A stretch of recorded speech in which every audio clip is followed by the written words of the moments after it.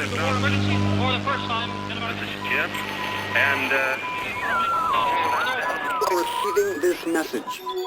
We are Ken Jennings and John Roderick. We speak to you from our present, which we can only assume is your distant past, the turbulent time that was the early 21st century. Fearing the great cataclysm that will surely befall our civilization, we began this monumental reference of strange and obscure human knowledge. These recordings represent our attempt to compile and preserve wonders and esoterica that would otherwise be lost. So whether you're listening from an advanced civilization or have just reinvented the technology to decrypt our transmissions, this is our legacy to you. This is our time capsule. This is the Omnibus.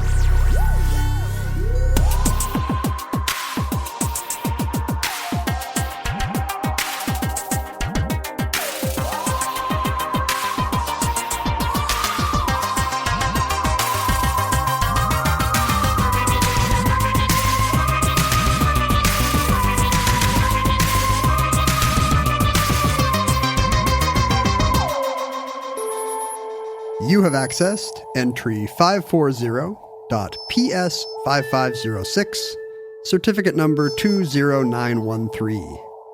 The Gossamer Albatross. Brian, this is Sam. Does it feel any different over water? Yeah, there's a pretty definite interlinking between the water and the air. Albatross from control. Be sure to follow us by looking a little bit out your right window. That keeps you a little more behind us and definitely not in our wake. Clear. Yeah, Albatross, roger that. Clear. You've been across the English Channel. I've been under the channel. No, that's not true. Did you take the channel?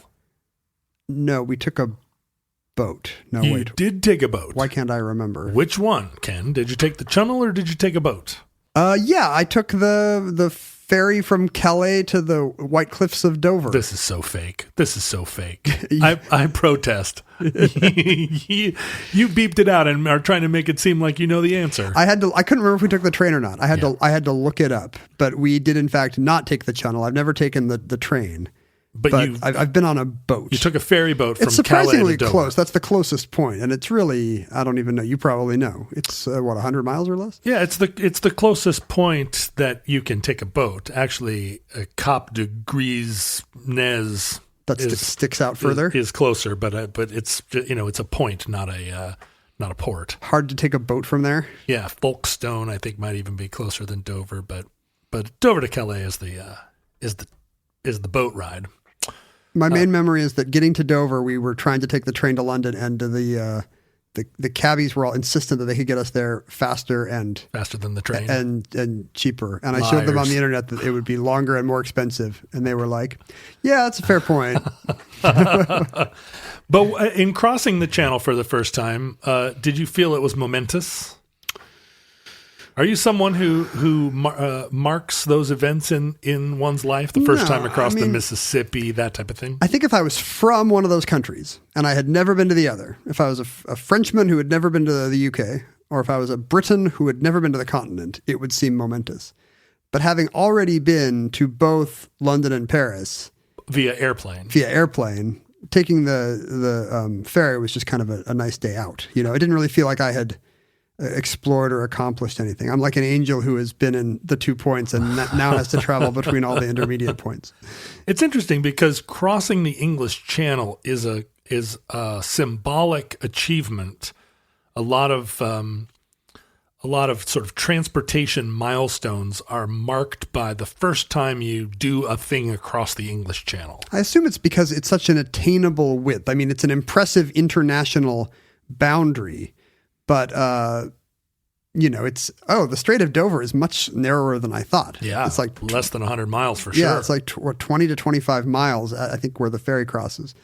So, if you're the first person trying to do X, you definitely start with the English Channel and then work your way up to the Atlantic. But also within a European context. It's a big cultural divide. It is a cultural divide, and it was a thing that set England apart. And also, other than the Alps, and I guess the steppes, the biggest geographical thing you would need to overcome if you were I mean, it's 2-0 against Napoleon and Hitler, just like right. just like the steps of Russia, I guess. Even the Spanish Armada couldn't surmount it. Exactly, 3-0. So it has a symbolic significance that goes back to the Romans, but it still remains, like you say, kind of a. It would be one thing to swim 25 miles. It's an entirely different thing to swim the English Channel. Right, 25 miles is probably, Staten Island to Newark or something, No, it's further than Staten Island to Newark. You can skip a rock from Staten Island to Newark. Is Newark right across? I was trying to New Jersey. I was trying to go a little bit diagonally, but maybe it would. But yeah, you would not think of that as such an achievement. You'd be like, oh, what a waste of a Sunday. Yeah, it might be to swim all the way around Manhattan Island would be 25 miles. I mean, what is Manhattan? 14 miles long, something like that. That sounds right. Maybe more, but maybe that'd be a longer swim. I think arguably a worse swim, although arguably the English Channel is very cold and can be very choppy. I'm always impressed about the people swimming it. Yeah. Did we mention Gertrude Ederle on this program? We did not very long ago. But I'm the type of person that does mark those symbolic events. The first time across the Mississippi, the first time over the Rockies, the first time to the top of whichever mountain. I remember the first time I went across the English Channel feeling like it was. Maybe I felt like it was a world historical event. Were you swimming? Did you cover yourself in I was on a boat, beef tallow and? Actually, I was on a hovercraft. The fast way, which was a popular way to go back in our time. And whilst on the hovercraft crossing English Channel, I passed two like gaily attired gals from the UK wearing like sort of old-fashioned stewardess uniforms who invited me to take part in the Pepsi challenge. Wait, really? Is this a sex euphemism? Or no, this was like they were literally doing the 1980s. And they were like, excuse me, would you like to take the Pepsi challenge? Were they dressed in Pepsi colors? Yeah. And I was like, wow. And I said to them, in my like American, I had long hair at the time, and was like, listen, let me tell you a little something about the Pepsi challenge. I'm going to be able to tell Pepsi from Coke. I'm an American. It's in our birthright. It's not a thing that I'm not going to be fooled. And they were like, right, well, here they are. Try them. Maybe we should save this for our show about the Pepsi challenge, which I'm sure we would do. Yeah, you're right. But okay. It's double blind, right? You didn't get to see. And I was like, this is the Pepsi. I didn't even try the other one. I was like, this is the Pepsi. And they were like, oh, you're right. It's so charming. Oh, it's not double blind. They know. Well, they know. Or no, I guess they lifted off the things and they were it's got like a white shield. Yeah. I remember and then I think ads. I probably should have said like, what are you guys doing after you want to go clubbing or whatever? What are you birds doing? Were they just riding back and forth on the thing? I think just doing the Pepsi challenge. I mean, I guess by 1989 that was still we'd already had and lost new Coke by then. What an odd place to put the Pepsi challenge. Right on the hovercraft. Do you have to have it in international waters? That might be it. Maybe they're avoiding all kinds of. Every time they docked, they had to put a lock and key over the top of it. It's like the riverboat gambling of Europe. Finally, we got to get out beyond the 10-mile limit so we can do the Pepsi challenge.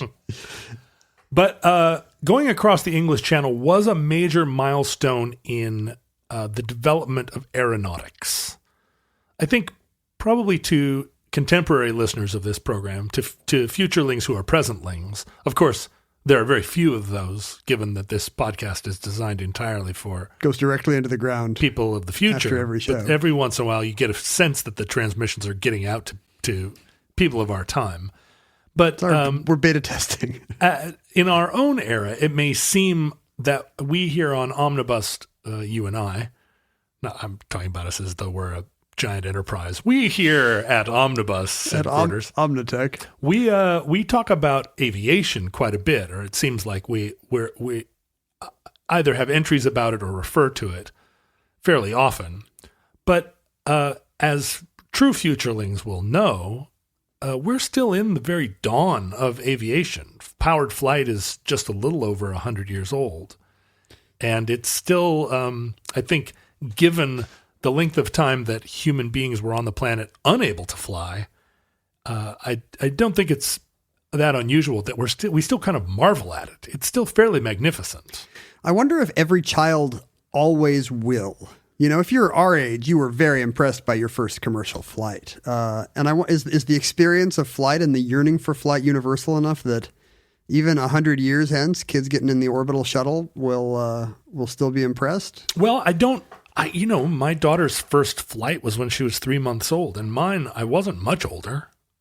So you don't remember your first flight? I don't know. My parents, we went from Seattle to Alaska back and forth, several times a year. So my first flight happened pre-memory. You can look at kids in an airport, and the ones that are old enough to know are excited to be on a plane. Well, it's funny about an airport. An airport is still a very exotic place. I mean, there's nowhere else that you can go and just look up and on a single wall see Nairobi and Pittsburgh. But now they don't have great cities of the world. Yes, do they still have that direct flight between Nairobi and Pittsburgh? I don't know. It's not on the Seattle board. I just wish they would go tick tick tick tick tick tick tick tick tick tick tick tick tick tick. Now that was the best. That was so exotic. Maybe that's going to make flight not seem cool anymore now that it's all screens, flat screen TVs. I mean, we keep threatening with each new technology to make the world seem like a small place. Flight was supposed to do it, and the internet and television were all supposed to make the world seem a small place. It still doesn't. Teleportation would probably do it, wouldn't it? Yeah. If you could just walk into a booth in Moscow and come out in Buenos Aires, I think that would finally do it. I mean, if you could do it routinely, especially. Supersonic flight was supposed to do it. My sense is that if you want the world to seem like a small place, you move to New York, because there the world does seem like a small place. Because everybody goes to New York. And no one ever leaves. Everyone thinks that the world kind of ends at the river. Also, if you want to go to Paris, it's only 5 hours. It's like basically the same amount of time it would take us to drive to Eugene. I mean, that is a big deal about living on the West Coast, that Europe seems kind of unattainable, and Asia's still far enough away to feel unattainable. It's all unattainable, right? It's 14 hours to one place and 14 hours to another. But it's true that if you live in New York, you can get to Europe quicker than the West Coast. Yeah, you go to Europe, you have lunch, come home. Like Superman. It's infuriating. Superman could always just carry Lois for a dinner in Paris and then get back to Metropolis, and I would always think, come on.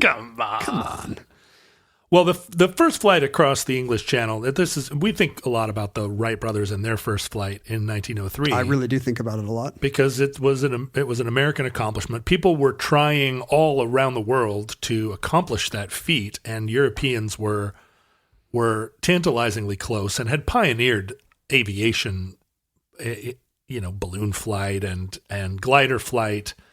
It was just that the Wrights got there first in that American way, and God bless them, USA, America. Thanks, everyone. Can't compete with a bike shop, can you, Europe? Imagine them just continent-wide of people throwing down their elegant headwear and stomping on it when they heard about the Wright brothers. But it was Louis Blériot. You're looking at me like I'm supposed to know what you're saying. Are you a Pepe Le Pew cartoon? Who was it? Well, I am a Pepe Le Pew. Louis was the first to fly across the English Channel, and there was a prize of £1,000 waiting for him. That was 6 years after the Wrights flew in 1909, before they got a powered aircraft that could make that. So it's probably still just a plane of his own invention. He's building his own experimental plane, just like the Wrights were. He was an aviation pioneer and actually accomplished a great number of firsts. He's one of the heroes of aviation, but we're here in the United States only impressed with ourselves in this regard. When you go look at a timeline of the early days of space exploration. And it's just like, well, the Soviets beat it. Oh, no, they got that one too. Oh, they got that one too. And finally, the moon landing. It was basically, the moon landing was the first real accomplishment, but that's not how tell that story. To be fair, nobody cares about the fourth American on the moon either. That's true. The Wright brothers have something that Louis does not. But that whole first person in space business. Yeah. Our little Mercury thing kind of went up, touched the atmosphere, and came down. And they, their first try, they went around the world. Pretty good. But that first crossing of the English Channel by airplane, having done it, there were a lot of other lesser firsts, but it really wasn't until the first crossing of the Atlantic that we had another another moment that seemed like ticker tape worthy. And then the first solo crossing of the Atlantic is the one that we maybe remember as one of the great events in aviation history. Yeah, we should clarify for people who may misremember. Everybody forgets the teams. I think there had been something like 90 crossings of the Atlantic before Lindbergh. Yeah, that's right. His achievement was staying awake. Yeah, that's exactly right. I mean, the crossing the Atlantic had maybe not become mundane, but certainly was a very achievable goal. It wasn't quite climbing Everest. Right. It was just Lindbergh managed to, I think, tie his steering wheel with his belt long enough to catnap as he flew across. Something the previous people hadn't done because they had friends. Right. Lindbergh was just very off-putting. He was always talking about the Jews. Not the greatest guy. His friends didn't like that. That's not why he flew alone. But I think we traditionally think of the solo achievement as being maybe the highest form, right? The first solo trip by sailboat around the world, the first solo ascent of these, But when you think about it, what are you romanticizing there? It's just staying awake. Yeah, well, staying awake and also, being friendless and gradually going insane. That's the American way. As a country, we are friendless and gradually going insane. I mean, I walked at the age of 29 from Amsterdam to Istanbul by myself. First solo walk from Amsterdam to Istanbul. Probably not, although there have been books written by people that have gone on long walks. I've never read an account of someone going specifically from Amsterdam to Istanbul, but it seems like the type of thing that some dumb college student did. It's not arbitrary. 20 times before I did. It's kind of river basin related, right? Your walk? Well, no, it was just compass heading. You just set your compass at south by southeast, and you weren't particularly following the Rhine to the Danube or anything. Okay. But you could make a case that Amsterdam was the northwestern corner of Europe and Istanbul the southeastern corner. Sure. And that was the case I made. If Scandinavia doesn't exist. But Denmark's around the corner, right? That's true. Up and over. And Greece is down, and Spain's further west, but it's not as far north. That's Scandinavia's further north, but it's not as far west. What's a walker to do? I mean, I think there are people that that probably have walked from Spain to Danzig or something, or St. Petersburg, but I don't care about them. The opposite way. Yeah, I mean, Greece hangs down like an udder, and Denmark's a hat, And Britain's not even on the continent. Right, and Scandinavia isn't either. That's why they say we're going to the continent. Right. So anyway, I hold the record. But I feel like if I'd done that walk with a partner, it would be 1/3 as remarkable personally for me, just because the company seems to be a thing that mitigates the pain and suffering. Yeah, you're not experiencing you and the task anymore. Right. It's mostly you and the other person. Right. The task is secondary to both. People would, instead of asking, most people, when they find out I've done that, don't have anything to ask. They just go, huh. Well, Really? Anyway, let's go, what do you want to eat? I think of 100 questions. There's not a lot of curiosity about it, and I think it's because the scale of it is just outside of what anybody really wants to. They probably don't believe personally you, know. and they don't want to say that's too long a walk. You're a liar. But it's such a dumb thing to lie about. If you're going to lie about doing something, that's what you're so clever about. Stupid walk. You've chosen something very plausible. But if you did it with someone else, the question would be, what did you guys talk about? That's all anybody would. Do you guys have McDonald's a lot? Huh? You guys? Were you guys having sex? Because that's a long time to spend with somebody. But after the crossing of the Atlantic, and then we had several. There are all kinds of aviation records that we'll probably talk about in some episode of the Omnibus at one point or another. Around the world flight. You're kind of an aviation nerd. I would not be surprised. I like it, and I do still believe that although in some ways powered flight or any kind of flight, unpowered flight too. Although it's easy to imagine that those are mundane in our current world. I still think it is a singular achievement in every single aviation, every way in which we push the boundaries of human flight. This is an era where it will be regarded by futurelings as a kind of golden age. Well, it seems like the precursor to what clearly our next barrier is, I would say, the final frontier. Go on. Which is space, you know. Bum, bum, bum, bum, bum, bum, bum. It already has its own song. That's the theme song of space. Yes. Every time you think of space, that plays. Every time you open the door to space, ba, ba, ba, da, da, it's like space's ringtone. But yeah, like the aviation century is the precursor to that in a way that we don't think of, you know, the information explosion or the communications explosion as relating to it. It goes back to the question that I asked my dad and his greatest generation cronies, which is, where's the remote? I said, why did you guys not listen to Hitler? Is that what you always ask them? No, I didn't. No, what I said was, you lived through the 20th century, the first half of which saw us go from airplanes made out of balsa wood and tissue paper to men walking on the moon. Were they like, this is more of a comment than a question? No. And then I said the second half of which, I mean, starting after the moon landing, we have not really accomplished any great feats.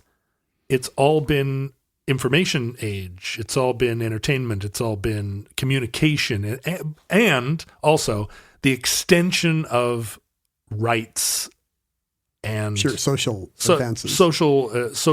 What about UPC codes? It's pretty good. Exactly, right? I mean, that's the level. Buying gum is a lot faster. That's the level of high five that we have. I mean, what we've experienced in the second half of the 20th century and the early part of the 21st is 100% sort of the disappointment. No. The extension of the franchise to everyone, right? It's not just voting rights, right. But now people of color can go to space. And I think that when you ask my mom that question, she would say all the powered flight in the world was not as earth-shattering or as earth-altering as the idea that a little brown girl and a little white girl could be best friends. Or for your mom, the fact that she could have a job, you know? Her own credit card. Yeah, I mean, exactly. When she divorced my dad, she said that most of her contemporaries couldn't get a credit card without their husband signing for it. Because the Diners Club is dicks. Yeah. They're just a-holes. So for a woman to leave her husband in 1971 meant that if he didn't co-sign on a credit card for her, or a loan, or a bank account even. Kept a lot of marriages together, it sure I bet. did. But there are still so many frontiers. Yeah, now I've got you saying it.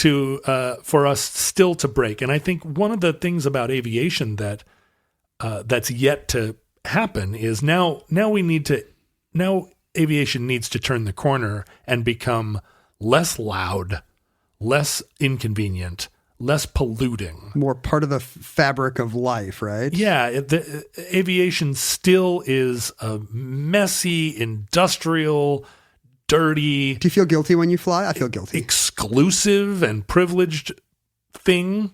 And the less exclusive it becomes, the more intolerable it becomes, right? I mean, what should I feel more guilty about? It's now just like riding in the bilge of a ship. I'm glad you can all afford this flight now, but on the other hand, I have to sit by you. That's what I'm often thinking. I mean, or when I walk through the airport, I definitely feel like, do you really need to be on this flight? I mean, where are you going really? Are you just going back to see Nana? Because you could write her a letter. And then I slip off my shoes and you say, no, Ken, keep your shoes on. Stop it. You're wearing your 3-piece suit. Put your white gloves back on. When it comes to meat, quality makes a huge difference in texture and taste. And even though it might be better for you and the environment, a lot of the higher quality meat you find at the grocery store is just too expensive for most people's budget. Thankfully, there's ButcherBox.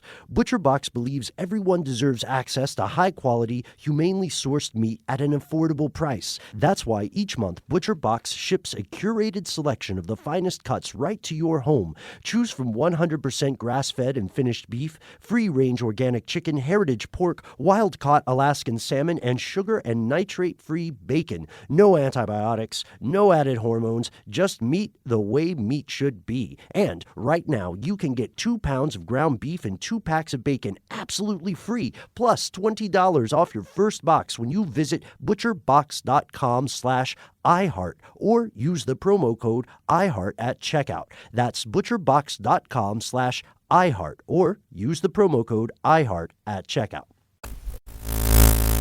I think what we're going to see in the next 50 to 100 years is that not only is aviation going to become more democratic, but we're watching all industrial processes begin to take into account the environmental cost.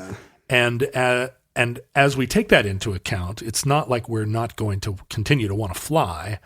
We're just going to have to find different ways of doing it. And not just this kind of phony baloney offset stuff we're doing today. Right. I'm sure most jumbo jets use more fuel in a single flight than we put in our cars in 2 years. I mean, it's insane the amount of pollution, the amount of waste that every single flight adds to the world. Not to mention the chemtrails.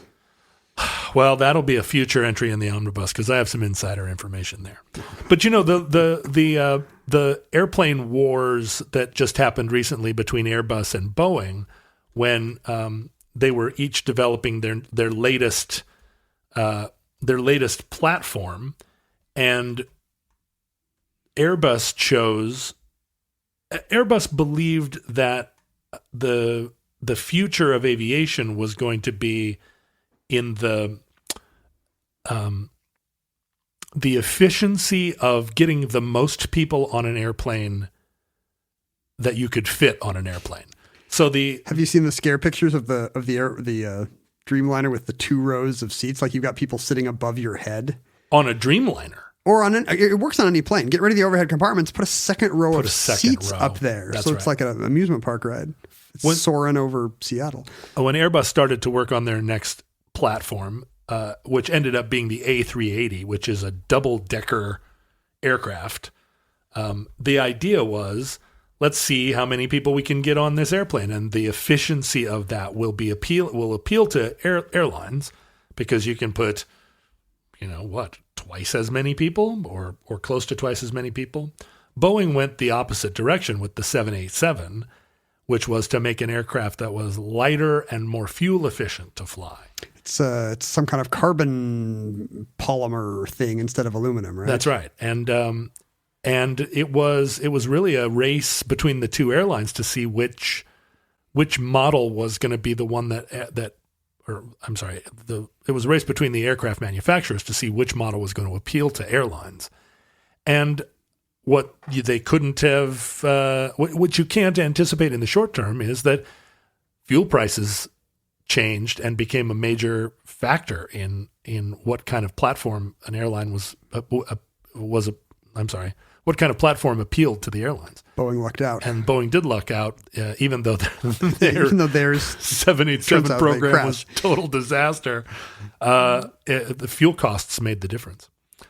But we have to start thinking in terms of how to continue to have air travel be so ubiquitous and not as polluting. And it's not a new idea. It goes all the way back to the dawn of flight, and in fact, before even powered flight.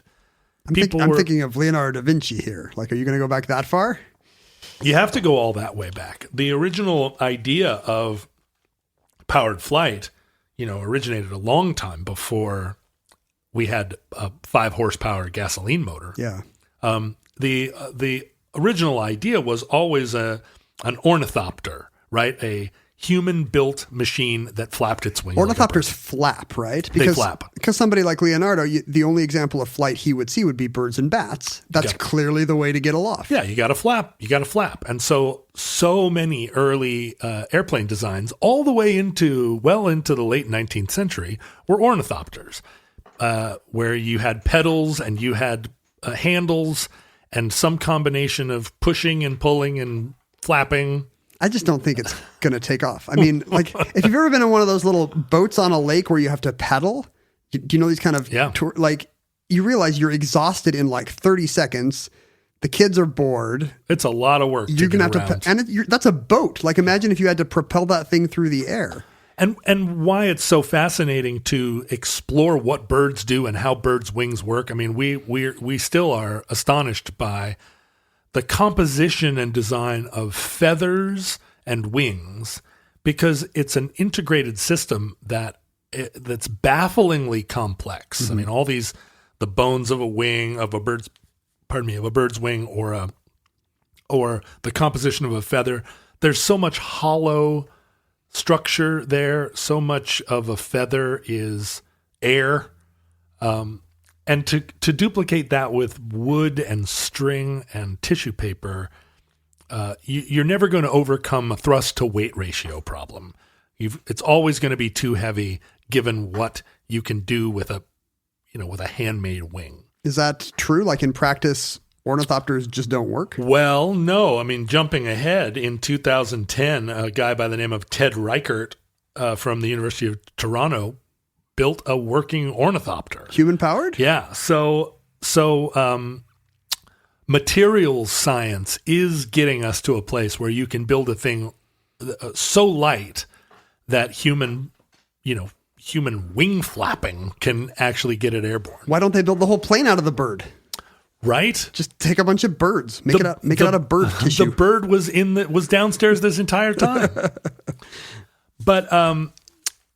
But human-powered flight, which is to say flight that originated on the ground unassisted, it got into the air under its own power, rather than dropping it off a cliff or catapulting it into the air. I mean, gliders have been...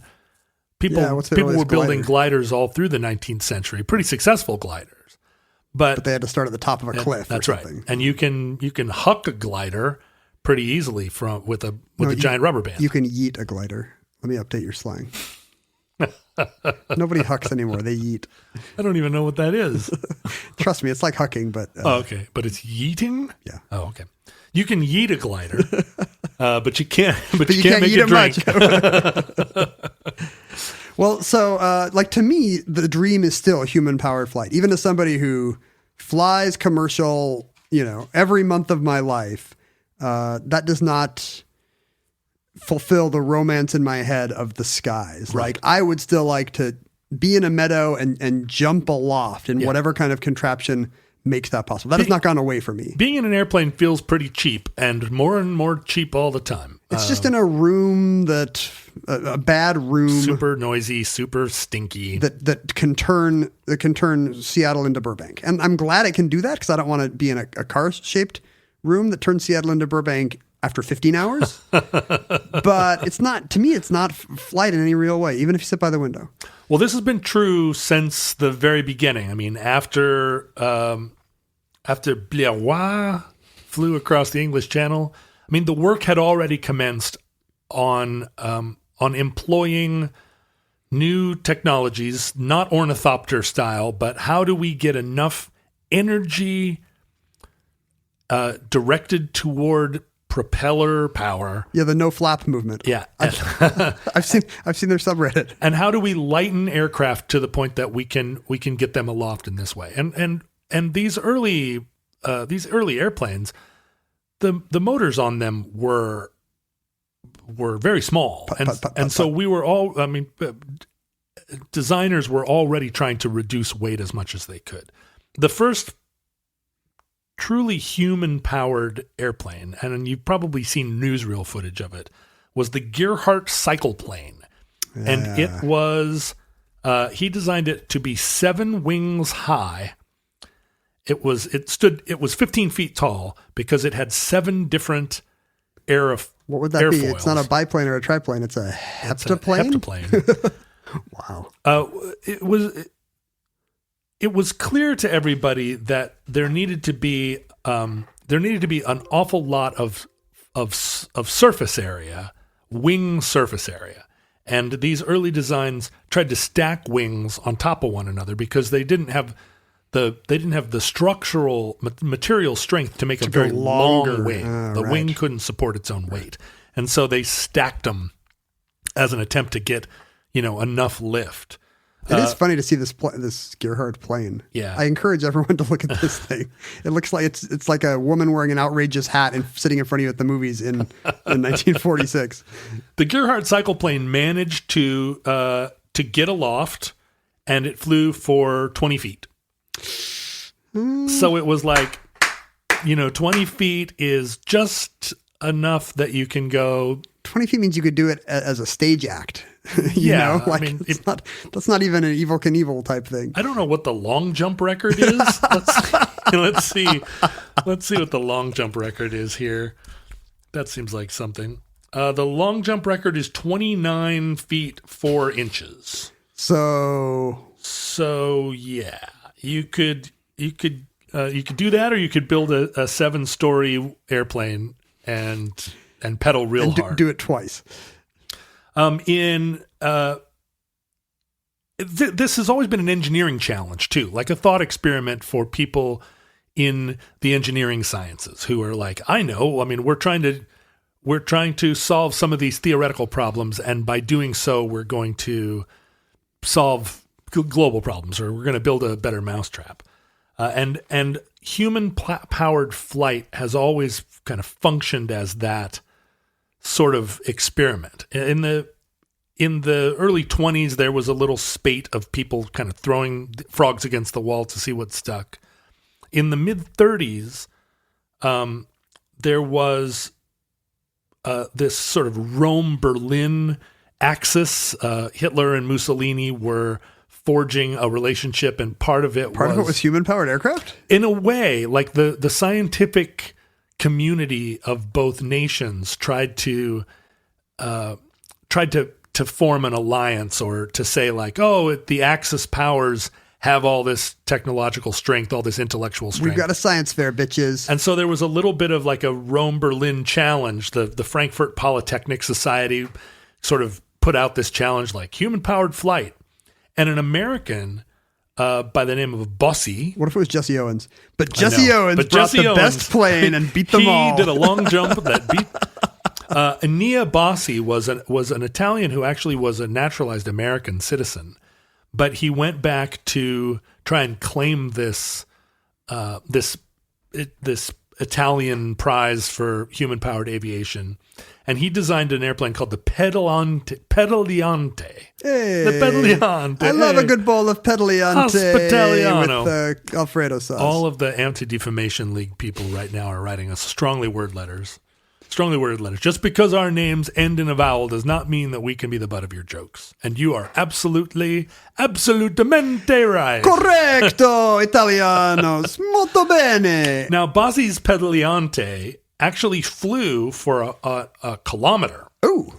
But it was launched with a catapult. With a big rubber band, basically? And so the technology at this point had sort of evolved to the point that human-powered flight was possible if it had an assist. I mean, once you get started, you could pedal your little heart out. Yeah, I mean, takeoff is the hard part, and that's exactly the problem. I mean, in order to be the pilot of one of these, you have to meet a fairly strict regimen, or a fairly strict set of criteria. You have to be light. You have to weigh about 100 pounds, and you have to have Lance strong. Armstrong's doping doctor. Yeah, you have to have a good heart and good strong legs in order to keep it, because you can't pedal indefinitely, right?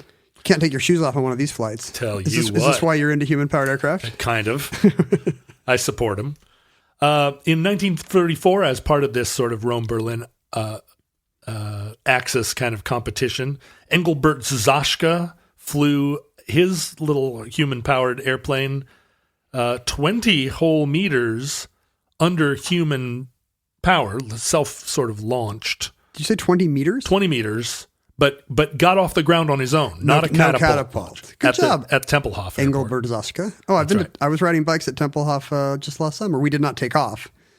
But maybe we should have flapped more. It's interesting airport. Got a lot of interesting history. Amazing history, and a great place to ride bikes and look at birds now. Mm-hmm. So that's how they do it. Anyway, then after the war, there was kind of a long period where human-powered flight maybe was in the shadow of supersonic flight and a lot of the other advances. Sure, the jet age makes it look pretty dopey. Right. But by the early 60s, it was again sort of recognized as a great experimental platform for materials sciences and for engineering challenges. I mean, this was an era when DuPont started to manufacture these kind of amazing new materials of mylar, and there was now carbon fiber technology. Part of the space program was that it pushed the boundaries of all these different new materials that were lightweight and strong. Things that didn't exist. Right. Things that don't exist if DuPont doesn't exist. That's right. Well, better living through chemicals. Thank you, DuPont. In November of 1961, there was a little burst of activity in this field. Derek Peugeot from Southampton University flew a human-powered aircraft 650 meters, pedaling his fool heart out. And only a week later, the de Havilland Company had a little employee co-ed soccer team. Right. Except instead of co-ed soccer, they were trying to use de Havilland technology to build a lighter than aircraft, or a human powered craft rather. You just have to stay after work and do this? But it was fun. It was better than being on the darts league or whatever. A week after Derek Peugeot flew his little aircraft, I don't mean to diminish it by saying it was little, because they're fairly big. The de Havilland people flew their Hatfield Puffin 908 meters. I think I see the problem. People are choosing the least aerodynamic birds to name these things after. Right. The Puffin? The Puffin. The Puffin looks like it can barely get aloft in real life. And that's kind of the problem, right? But they flew 900 meters in the Puffin in 61, and that record lasted for 10 years.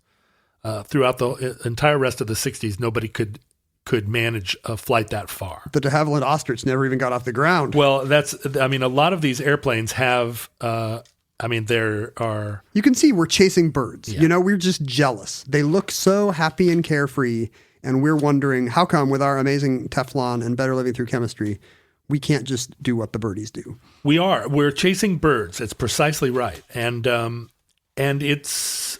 there's a lot of recognition that we're maybe working against some 4-minute mile, which is to say a human being can only be so light. Materials can only be so light. Humans need to be stronger in order to, to generate enough thrust. But what are the advances in then? Efficiency? Just how much thrust can you get out of a human body? That's right. And one of the key elements in this is what's called the aspect ratio of a wing, which is to say that the ratio between the span of the wing and the chord of the wing, which is what is chord, front to back? Front to back, and sort of the arch. The arch of it, the aerodynamic stretch of it. The greater the aspect ratio, the more sort of lift a wing can create. So, if a wing is short and wide, it creates quite a bit less. That's why most airplanes do not have square wings that are as long as they are wide. But the longer you make a wing, the longer and thinner, heavier at the end, and also just structurally, it has to support its own weight. And I think as we've watched this technology develop, you start to see these wings that it's built into the wing that when in flight, the wing flexes parabolically almost. Because upward, huh. Because the structure of the wing then becomes a kind of it sort of settles into a state of stability. I see it sags into as it sags, a more horizontal wing, right? And you can see this in the U-2 aircraft was one of the early American high altitude, long distance endurance airplanes that was used as a spy airplane. But it was a spy airplane that wasn't trying to go the fastest. It was trying to go the highest and stay up the longest. And it was built according to this premise that, a very high aspect ratio wing was going to be your solution. That was difficult to do, even using mylar and carbon fiber, to build an airplane that you could keep aloft with a bicycle chain. Mm-hmm. And bicycle power seemed to be the preferred power source. I mean, we've evolved away from ornithopters. Nobody's flapping. My legs are stronger than my arms. That's right. And you can't pedal with your arms. You can't run on a treadmill. I mean, there's a limited number of ways. Imagine a big elliptical. you're bobbing through the air on a. You can't just eat a bunch of beans and power it with methane. There's only so many ways we can use our strength to drive a machine. Mm-hmm. And pedaling is. I'm imagining a rowing machine. Just some guy just going through the air forward. A little bit back, a little bit forward, a little bit back. Have you always wanted to learn to play an instrument? Maybe you've even tried at some point, but gave up because you felt lessons were too expensive or that you just didn't have the time. Thankfully, there's Musician. Musician is the fun, easy, and affordable way to learn guitar, piano, bass, ukulele, and even singing. Just download the app to your desktop, tablet, or phone and start playing. Musician gives you 24/7 access to a vast catalog of video lessons from professionally trained educators, as well as thousands of exercises and songs across dozens of music genres, all tailored to your goals. And with Musician's award-winning technology that listens to you play, you'll get real-time feedback on timing and accuracy so you can actually see yourself improving as you learn. Start your extended 14-day free trial of Musician's Premium Plus package at musician.com/start. That's unlimited access to thousands of lessons, exercises, and songs on as many instruments as you want for 2 whole weeks. Just go to musician.com/start. That's YOUSICIAN.com/start. So anyway, it was not until 1972 that the Hatfield Puffins record was beaten. Remind me what it is. We were at 900 meters. By 1972, an airplane called the Jupiter made it 1,000 meters.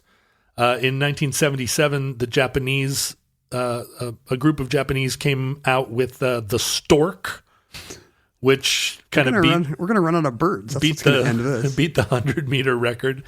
Now, some of this was driven by a British industrialist by the name of Kramer, who in 1959 set a contest. He said that he would pay £5,000. Ooh, I love these.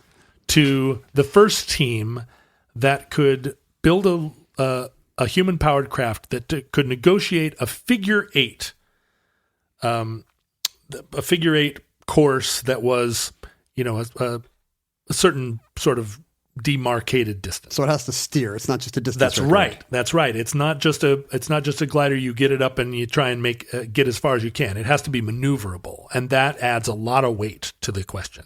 I love when rich guys do this, by the way. I think you and I should pool our money, and because then you couldn't invent anything, but because you awarded the prize, you feel like that's right. Your name is forever attached to the achievement. And the Kramer Prize was also a little nationalistic. He wanted it to be a British company. Mm-hmm. And so the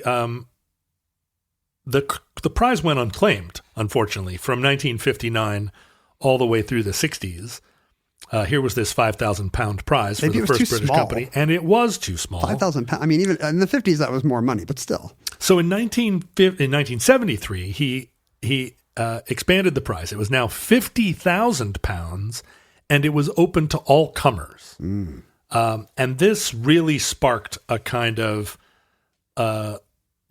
renaissance of people attempting to build a... I'm picturing a bunch of just weird airships, zooming through the air like it's a mad, mad, mad, mad world. And there were quite a few attempts that got a plane up in the air, and they made the first turn, but the second one they grabbed a wingtip and it crashed. Yeah, the egret, the cormorant, the petrel. I got it. But an American by the name of Dr. Paul McCready, who'd been what's he a doctor of? He's a doctor, an aeronautical scientist.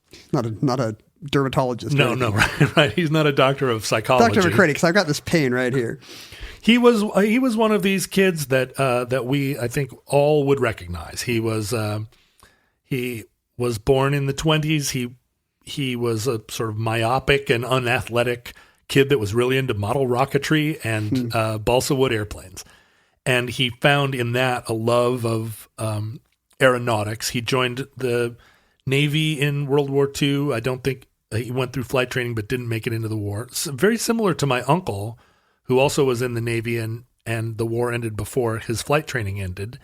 My uncle went to Yale on a scholarship, and so did Dr. McCready. They were contemporaries there. Did your uncle become an engineer as well? He did not, no. But they were. I haven't asked him yet, but it's possible my uncle knew him. And then he went on to get a PhD in aeronautical design and continued to keep his hand in. And he had a lot of. He was a pioneer in cloud seeding. That should be an omnibus. Yeah, I know, creating rain through cloud seeding. We'll talk about Paul McCready another time in a future omnibus. He'll be back. Cross-reference. But it was McCready that finally won the first Kramer Prize with his airplane, the Gossamer Condor. I like that the planes are finally starting to sound like sex moves. Right? But, yeah. That's what when you were like, we're doing the Gossamer Albatross, I was like, ooh. That's like one of those fancy condoms in the machine. It requires a swing from your living room ceiling. And the Gossamer Condor flew this figure eight course in a 7-minute time and won the Kramer Prize. And so Kramer, in the myopic fashion of all Britons, all really said, all of them said, well, the natural next prize is who can fly across the English Channel in a human-powered aircraft. And he extended his prize then to 100,000 pounds. Ooh. Now this is real money. We're in the mid-70s here. This is toward the late 70s. The Gossamer Condor, I think, made its flight in 77, and then the prize bumped up, and McCready had an edge. Hard at work, he kind of expanded the Condor, made improvements on it, and on a calm day in June in 1979, like a competitive bicyclist by the name of Brian Allen. So these are still pedal powered. Nobody's improved on that. Pedals. And the pedals all the way down. The craft is constructed largely out of mylar and plastic tubing. Hollow bones like a bird. Hollow bones like a bird. I assume they've chosen the Albatross and the Condor. Those are the two of the three birds in the world with the widest wingspan. That's right. Although they are known as soaring birds, and this thing can't soar. This thing isn't really soaring. It's really it's like struggling. But yeah, the effortlessness of this pursuit is kind of belied by watching anybody do it, I'm guessing. Well, I mean, like watching anyone ride a bicycle, like a road bike, competitively. It does have an elegance. But it's like watching somebody ride a bike uphill where you're like, good for you, that poor man. Yeah. Your thighs must be killing you. I'm glad I'm in my car. Well, and it does not seem fun to imagine Brian Allen doing this because they knew he could. They'd tested it enough that they understood that this was that he could generate that much energy for that amount of time. They're lighting parts of him on fire to see if he's got that kind of caloric output. Yeah, the plane did have the lift required. So it was just a question, can it happen now, today? It's performance. It's like an athlete on any given Sunday. And so he heads out across the English Channel. And what happens if he crashes, by the way? Well, there's a boat chasing him. Okay. Right. He gets out there, and there's a little bit of a headwind that they didn't anticipate. It starts to take longer than they thought. Ooh, a headwind. I mean, that'll throw off your math. Really throw off your math. By like a factor. I mean, if you've ever just flown across the country, you realize you can get in. You can lose an hour. An hour later, yeah. Do you know how high these people are going? Well, yeah. He's about 5 feet off the water. So He's really slipped the surly bonds of Earth. if you're like Peter Dinklage. Yeah, it's just like I mean the consequences of failure are right there. Right? You're I don't know what the scariest marine life in the English Channel is, but they're circling. And they're just French swimmers. That's the real danger. It's people swimming back and forth, like laughing at you, going faster than you. But at that point, his radio failed, so he could no longer talk to his chase boat or his handlers. He could only like wave at them, and it's you can't really take your hand off the. I mean, it's not like you're steering, but you're hard at work. Yeah, there's handlebars. Is he signaling to turn left? And then because it was taking longer than they expected, he ran out of water, and he's using so much energy that to run out of water and become dehydrated is a real, you'll experience muscle cramps, right? You'll lose fast. Couldn't Mean Joe Green throw him a Coke or something? Well, what ended up happening... Couldn't some lady on a ferry toss him a Pepsi? His support team was like, he's not going to make it. And they were prepared to throw him a rope, basically, and tow him to the other side. I assume that disqualifies them for the prize. Yes, unfortunately. But they didn't have a radio, and so they were trying to like signal him like, it's over. First word, second syllable. It's a lasso. It's a cable. What are you doing? But so what he did was he didn't want to quit, and he increased his altitude from 5 feet to 10 feet and found some calmer air. Oh, wow. And made it across the English Channel, 22 miles in 2 hours and 49 minutes at an average speed of 18 miles an hour. I'm guessing he could not have gone much further. Like, he must have just been so happy to make sandbar at the end. He was. He was happy, and I remember the event. I mean, it was... this got big coverage. It was front page news. We had finally... We'd finally accomplished this insurmountable task that mankind had wanted from the dawn, pedal across the English Channel. In humiliating fashion. In a giant plastic bag. But it did set in motion a whole new universe of possibility, and it made the hero of our story, Dr. Paul McCready, a very, very popular guy in these aviation circles, right? He had done a thing that he'd easily done a thing that seemed impossible only a few years before. I wonder if he was a bit of a celebrity. I wonder if he's on the college speaking circuit. Well, he was, but a kind of celebrity unlike the sort that you might maybe get to see right away, because he was extremely attractive to unnamed American government agencies. Oh, because this is early drone stuff, right? And they said, wow, this is really cool. Would you like to come work with us on some other projects? Like, for instance, how high could you make one of these fly if it didn't have all these other... So he had the Men in Black showing up. He did. And in fact, he was part of a working group that worked out of Groom Lake. He went immediately then to Area 51 and worked on a high altitude soaring project. How do you make a super light craft like this that could use solar power or battery power to stay aloft for days at a time, way, way high up in the atmosphere? What if we made a wing with an aspect ratio that was mind-bogglingly high? How long a wing can we make? How light can we make this craft? Could God create a wing so long that he couldn't ground it? Right. The next Gossamer plane to fly was in 1979. It's going to be like the Gossamer Killhawk. It was the Gossamer Penguin.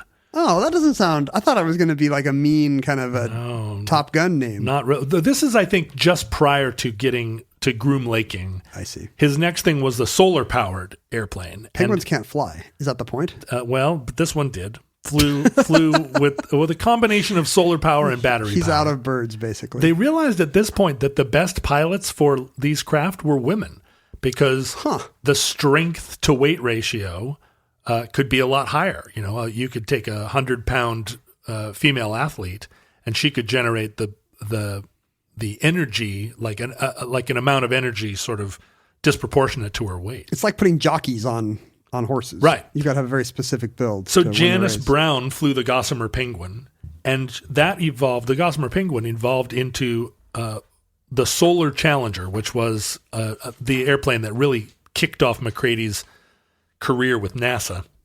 And the Solar Challenger was the first solar-powered airplane to fly across the English Channel in 1981. I mean, that's the frontier I remember as a kid is, Burt Rutan and Chuck Yeager's daughter doing these kind of round-the-world trips on these solar gliders. I think I'm a little too young to remember the Gossamer era, but it seems like this must have followed right on its heels. It did. And when he had, when McCrady had NASA dollars, then he started to build. That's an internal currency. You can only use it now. Just buy Tang at the company store. His company, which was called AeroVironment. Ooh, I like it. That's smart branding. Yeah, AeroVironment. Actually, I don't like it. The more I say it, it's kind of a nightmare. It's AeroVironment. AeroVironment. He started working with Lockheed and with the Pentagon to work on a lot of different sort of new drone technologies, and across a large spectrum of different platforms. McCrady was instrumental in that sort of solar-powered car race that happens down in Australia. I've never heard of that. Have you not? No. Is it in a Mad Max movie? It sounds like it is. No. In the mid '80s, there was a similar sort of a competition. And it became another sort of venue for engineering testing. MIT always has a car, and General Motors actually sort of developed their whole electric car program out of the there was a car called the Sun Racer. They just must have big roofs. But the problem with the Sun Racer is it's spelled SUNRAYCER. So it's Ray.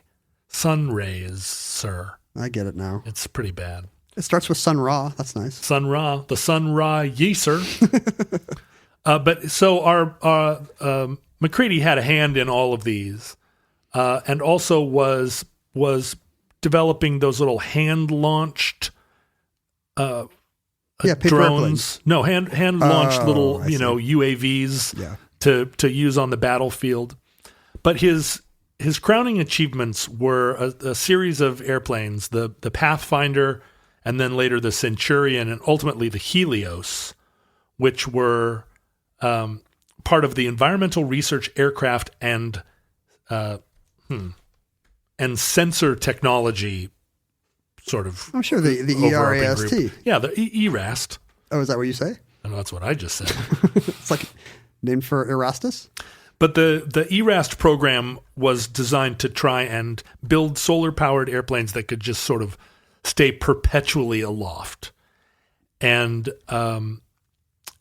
stay perpetually aloft at 100,000 feet. That seems like it would be hard to get on and off of them.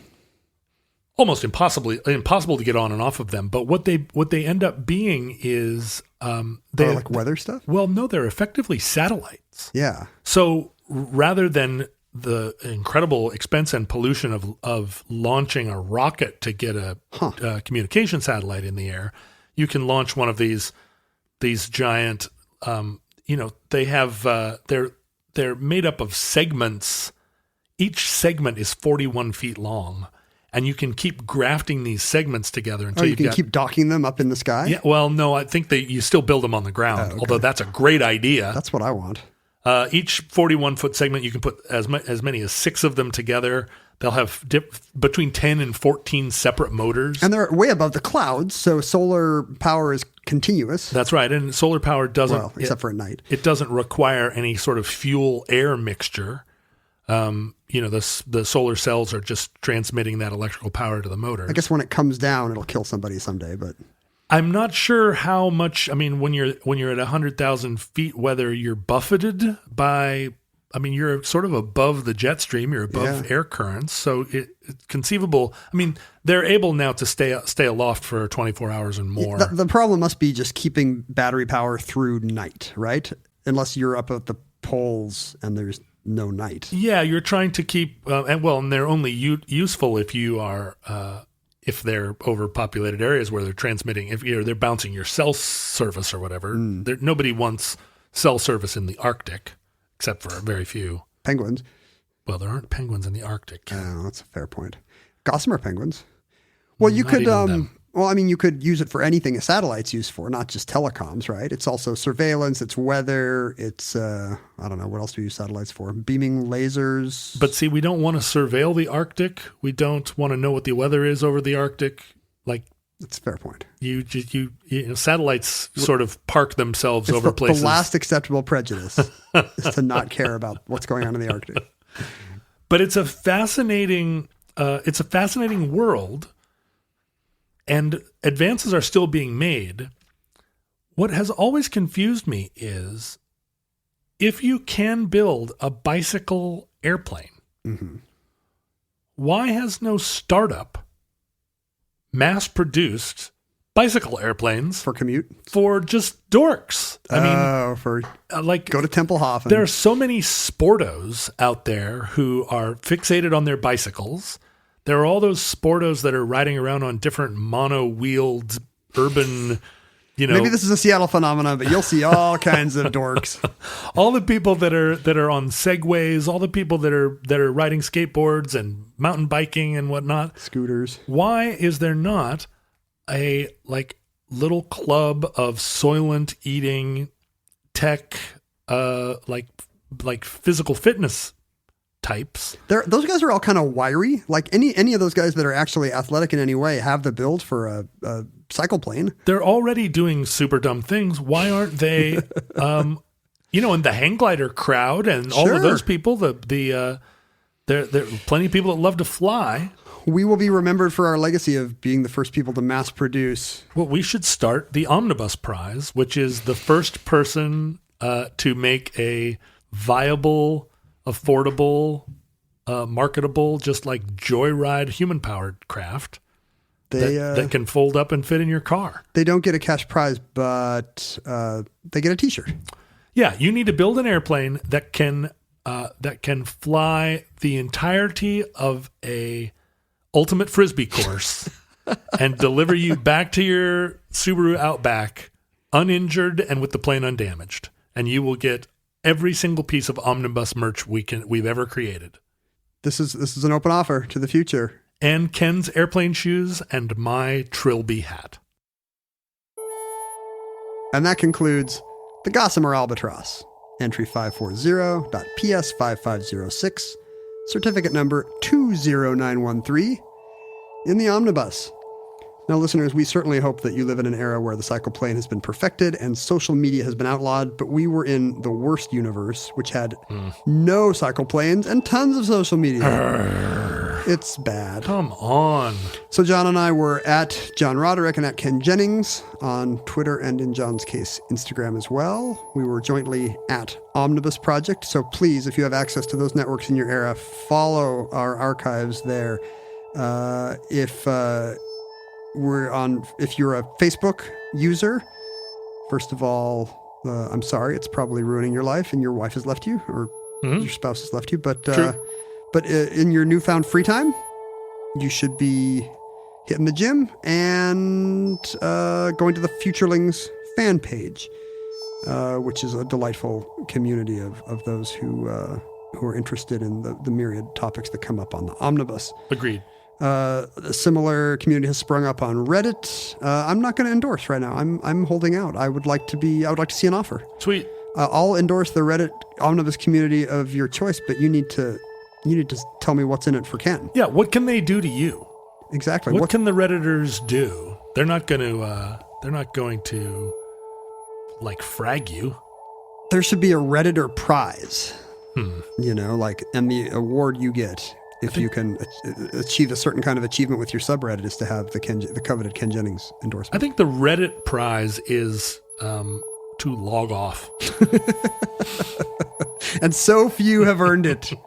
It's the rarest of prizes. I should say that the Helios, I forgot to mention this. The Helios... You're not even going to try a segue. You're just going to say, hey, I forgot to mention a thing on my paper. The Helios could conceivably fly on Mars. Really? Even the thin atmosphere? That's crazy to me. I know, like, right? It has such a high aspect ratio that it could just fly powered by solar and not needing any oxygen. Could like zoom around Mars. If that's not cool, I don't know what is. It's remarkable to me that it can do that in a... Venus is easy. Venus is a thick, sleepy atmosphere. Sure. Anyway, I could fly a cycle plane on Venus, and I haven't been able to touch my toes in 10 years. You could row a boat on Venus. But, you know, where would you go? We, if you want to send us any kind of physical artifact, handwritten note, do it. Blueprint of your new human-powered ornithopter. Do it. You can get offline entirely and do that by sending it to P.O. Box 55744, Shoreline, Washington, 98155. If you would like to send us email, you can do that at theomnibusproject@gmail.com, and I will reply. I'm still months behind on the email, I'm sorry to say. But that's still better than John, who has never actually remembered the password. So I would be on there answering mail all the darn time if I could remember the password. The password is password. Why don't you just type password? Password. And the other thing you could offer us, which we would really appreciate, which would keep the omnibus going, would be your financial support. If you're in a position... I thought you were going to say your credit card information, but I guess that is what you're asking. If you could just give us your social security number and the 3 digits from the back of your credit card and the expiration date, you don't even have to make a donation. We'll take care of it for you. No, if you would like to contribute to the ongoing financial well-being of the omnibus, there is now, you're so lucky, an opportunity for you to do that. You can go to patreon.com/omnibusproject and ensure that the omnibus can continue as an independent entity. We appreciate your support, especially if you're in an era where currency is super hard to come by and inflated, and one of our Earth dollars is like an annual salary to you. You should still donate it. That's the lowest tier. We're not taking dystopia inflation into account. Futurelings, from our vantage point in your distant past, we honestly have no idea how long our earthbound civilization survived. We have yet to fully take to the skies.